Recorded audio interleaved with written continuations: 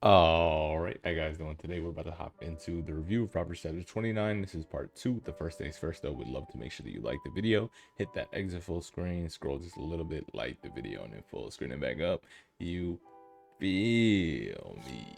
I think I forgot to mention it in the last video, but I'm back to do-rag. My hair still normal, still the same hair. I just I just wanted to brush it and just put the do-rag on. That was it. I just wanted to put a do-rag on, so I brushed it with normal length hair, so you can see the waves are still through it, right? You can get waves to any length of hair, right? I had waves back when my hair was like super tall, but anyway, besides the point. So just wanted to let y'all know I still got normal hair, right? Just put the do right back on. I believe we left off verse 7. The righteous considers the cause of the poor, but the wicked does not know it, right? So the righteous people, they look at the cause of the poor, right? They try to help, and mostly it just, I would say that this means they consider the cause of the poor, meaning they watch the poor people, or like they acknowledge the poor person, right? But even more so, the righteous consider the cause of the poor.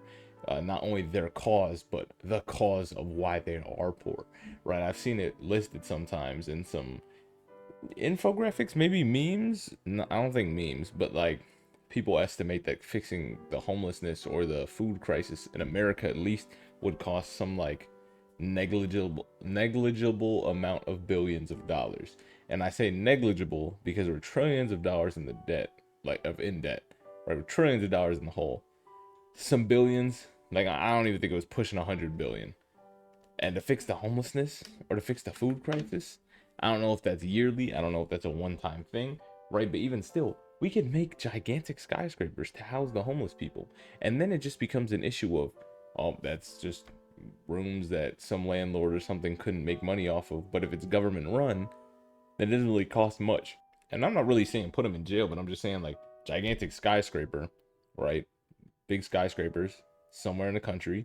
We make it their own little town. We force them to have jobs, take a little bit out of their paycheck to like fund that. But overall, they're still gaining money. They have a job, they have a house, or not a house, but a living space and all that. And they can start reintegrating into society versus just, sitting on the streets, begging, living day by day, sadly, right? They're not caring for these people adequately. And it should be the government's job to care about its people. Should it not be? Like, I wonder if homeless people even vote. Don't y'all want more votes for your party? That's a huge untapped demographic if they don't even vote. But you don't even care about them, right? Democrats are spending millions of dollars putting people up in millions of hotels, or millions of dollars in putting people into luxury hotels to learn how to talk or get back to the young American. I'm not on either side of the spectrum. I hate politics, right? But I'm just saying that's a disconnect right there. You wonder why you're losing young Americans. However, you're spending money to talk to them instead of spending money on solutions for the country. Do that. Do that. Fix the country. People will vote for you because you're fixing the country. Is it that hard? I mean, it's that hard when you got a giant corrupt society, right? And they don't want godlessness in there, or they want godlessness in there, and all they care about is profit. And it's not as profitable if you fix the country, even though it would be. The more people with jobs, the more tax money and all that fun jazz, right? The less you have to spend on social services because most people's lives would get better. So you'd have less money to spend on social services like, oh, we don't need to give out as much on food stamps or EBT and that stuff because people care about people and they're trying to help each other out. But, what do I know? What do I know, right? Oh, wait, we forgot to say the wicked don't know it. The wicked people don't care about why the poor people are poor. Right. Well, actually, we can get into a little discussion on that. Very little. I'm keeping this brief. Right. When the rich get into power, they make tax cuts for the rich people. Say they're going to tax cut the rich people. Doesn't always happen. Or they give more tax breaks and things to get tax breaks, which works for the normal American, but also tenfold for the other rich Americans. Right. There you go. Shots at both sides. Are you happy? So verse 8, scornful men bring a city into snare, wise men turn away wrath, right? Same type of deal. Those sorrowful men in power, or my bad, the scornful people in power who just scorn at people, right? They don't actually try to help them. They just, send their scorn all over the place, hating them and whatnot. They bring the city into a snare. Not only a city, maybe a whole nation, maybe a whole world. Maybe that, right? And they bring it to a snare. They trap it. And what's that trap? A trap where you can't see beyond what you think. A trap where people don't even think. Right? We talked about this yesterday in the video about the evolutionary conference 2016, how what the scientists discuss in private is different than what the evolutionist scientists push to the people so they can see, right? They discuss different things in private, but they push a message out to the people. They're talking about some Darwin's theory lacks this, this, and this, and this, but we've been told years that that's the full story. And now you're saying that he left out this, this, this, and this. Could it be that you just like don't really know what's going on, and the public doesn't know that? You don't really tell the public much about that, anyway. But that's showing the public doesn't know what to think. They're just be getting these arguments from authority and hearing, oh, this guy said it, it's got to be true, and this guy said it, it's got to be true. And how much does that live in politics? I don't like politics, but I can see that that's very real, right? And people get so triggered over politics when it's not even you, bro. You're not there. You're a vote to them and nothing else. I promise you that. And wise men can turn away the wrath, right? This snare is going to bring wrath, right? Right? We're told in general just to turn away from wrath, malice, and all types of evil and anger and type of jazz like that. The wise men, they can do that because they have the power of God with their side. But if your city or nation is getting trapped into wrongful thinking and wrongful actions, or just any trap, whatever that happens to be, that wrath is going to stay. And people are just going to be mad about whatever it is you're mad about, and whatever it is they're mad about. And everyone's just going to be mad and unhappy. And we see that day by day. Nobody's happy. And I was just talking to my friend about that. I'm like, people always mention how college is the best time of their life, right? I want to be that guy in the neighborhood that's hosting like the barbecues every week, right? People can bring sides or whatever. I'll bring the burgers, I'll bring the dogs, whatever. Like every week. It doesn't cost much. You know, if everybody chips in, really doesn't cost much. It just takes one person to put the foot down, organize it, send out the invites. People show up, they have a grand old time, right? Neighborhood kids get together, people get together and just have a blast on a block. And it gives everybody something to look forward to every week, right? Because a lot of people, they find something to look forward to every day. They just wake up, oh, I gotta work. Oh, I gotta work this weekend. Oh, I gotta go get my car inspected. Oh, I gotta go grocery shopping. Oh, I gotta go prep the meal for this. Oh, your parents are coming over. I gotta go clean the bathroom. And there's no brightness in their day. And we'll see that a little later. Verse 9. If a wise man contends with a fool man, whether he rage or laugh, there is no rest. Right? If you're a wise person, arguing, fighting, quarreling, anything really with a foolish man, whether I gotta see which this is talking about. It doesn't even matter which one, right? Whether the wise man is raging or laughing, the foolish man is not going to allow him no rest, right? Because you may be raging because he's so stupid, or you may be laughing at him that he's so stupid. The foolish man may be raging at you because you're too smart, or laughing at you because you're too smart and he can't comprehend it, and there's still no rest because the junk is just going to keep going on and on, right? We get to see AMP. The foolish man ignores logic and fairness and rages or laughs, right? And I see this time and time again in my comment section on these evolution type videos where somebody who believes evolution will be like, you know this is the case, right? Or, who is this imbecile one?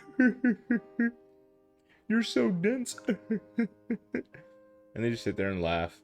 They don't actually try to hear the counterpoints. They just say, you know we understand this, and you know it's proven, and this works like this, and this works like that. Sir, you know how one thing works. You may know how two things work. I guarantee you don't have any degree in biology. I guarantee you took it in 9th grade, and I guarantee you're just an atheist now who hates Christians for choosing to believe something that they have evidence for, and they have maybe looked into and researched, and you just subscribe to Atheist Weekly and look at the top headline and say, new evolutionary says this is our closest ancestor, Monkey Man. And you sit there in your chair and think, wow. We really used to be monkeys with brains that didn't function the same and who didn't speak and just beat on their chest and until they got their food. Eating poisonous berries, trial and error, and just dying off of that. Right? Yeah. Yeah. Me too. I believe that too. 100%. Yep. That's me right there. Right there with you. I'm there. Atheist Weekly. That's my favorite news article every week. Love did you see last issue? It actually talked about how dinosaurs are millions of years old and humans didn't live with them. It's pretty crazy, right? But we have drawings with them. Right? Drawing the little cave drawings and stuff like that. It's crazy. Verse 10. The bloodthirsty hate the upright, but the just seek his soul, right? So the bloodthirsty men, they're going to hate the upright person. Why? Because they have all that wrath inside of them that makes them bloodthirsty. They're going to hate the upright person.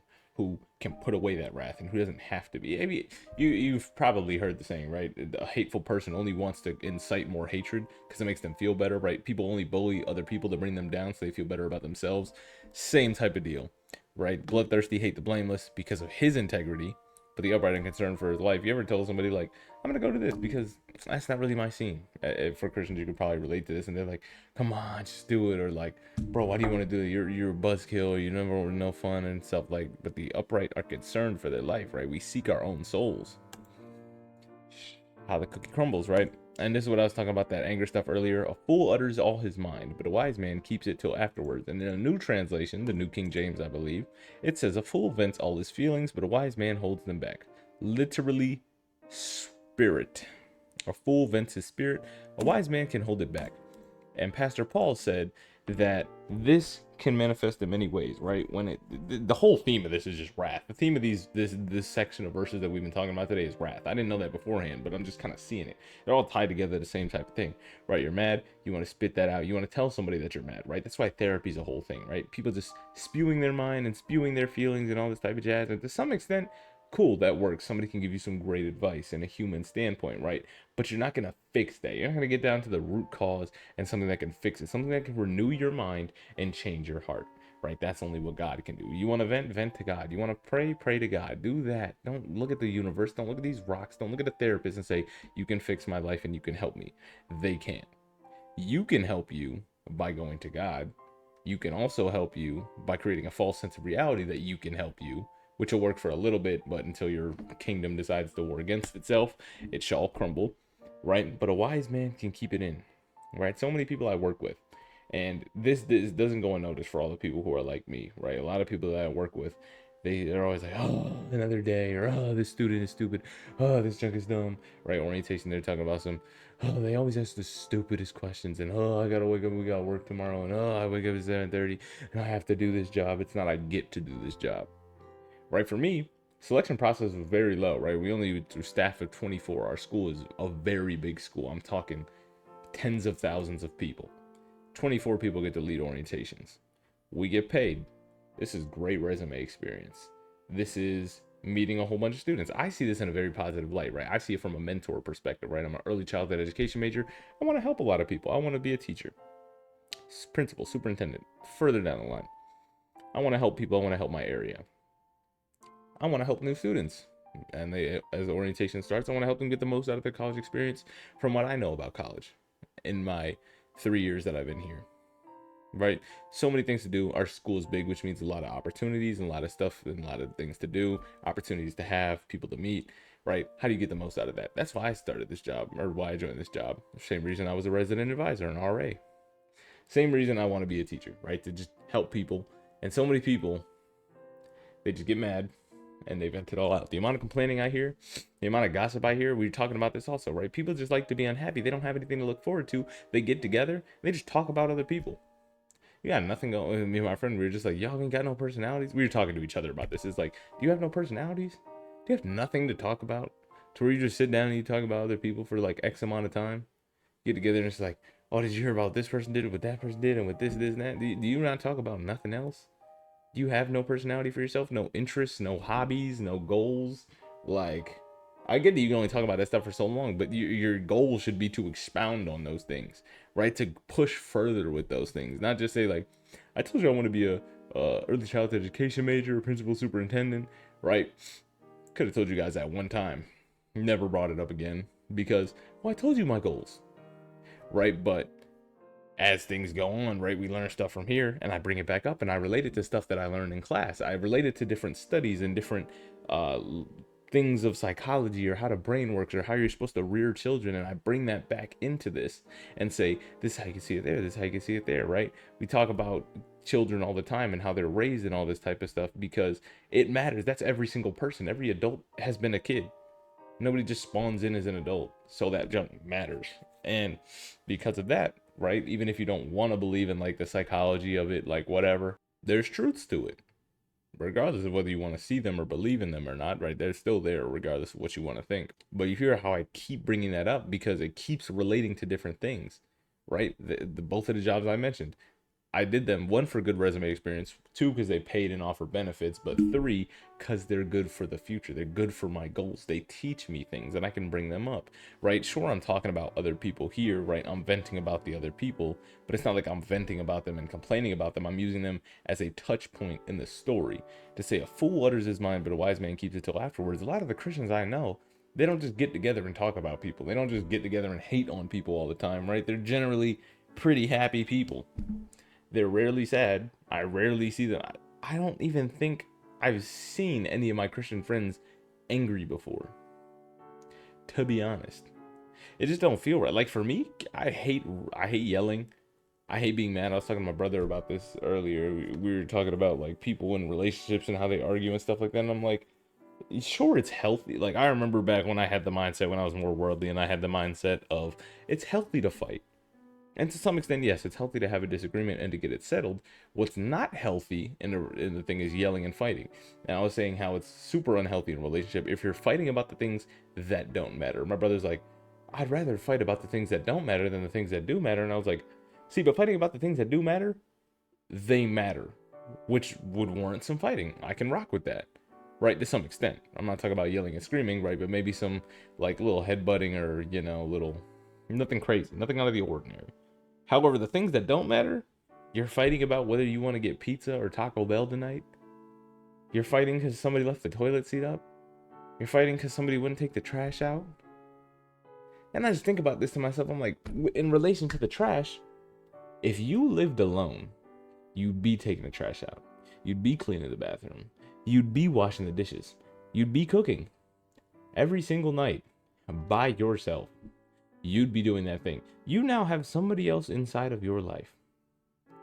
Any time that they take the trash out is a time that you wouldn't have to do it if you lived alone. So imagine if you lived alone, trash magically took itself out. You'd be so happy. You'd be like, the trash got taken out? And I'm not talking about somebody broke in and took the trash out. No, you're just like, the trash. Think about you taking it out with your mind. You just whoop, whoop, whoop, trash gone. Bag in, you're good. And you're just like, wow, that was so easy. You now have somebody in your life. You would have had to take the trash out before. Same way that every time in their mind where they do the dishes and they do the dishes, they do the dishes, the one time you do the dishes, that's giving them a reprieve. Because if they lived alone, they would have had to been doing the dishes. It wouldn't have been those dishes are magically getting done, right? Nobody else is going to step in and do that for you. You've heard the saying. Nobody's going to come out of nowhere and help you. No one's going to help you. You got it yourself. You now have somebody who's going to help you. That's a blessing. When they don't lift the toilet seat up or put it back down, there's no need to fight about that. Now, granted, that one's a little bit wrong because if you lived alone, it'd stay whatever direction you left it, right? But trash dishes, you would have been doing that anyway. Cleaning the bathroom, you would have been doing that anyway. But now somebody else can help you with those things. So fighting because their expectation of, and that's also a common saying, right?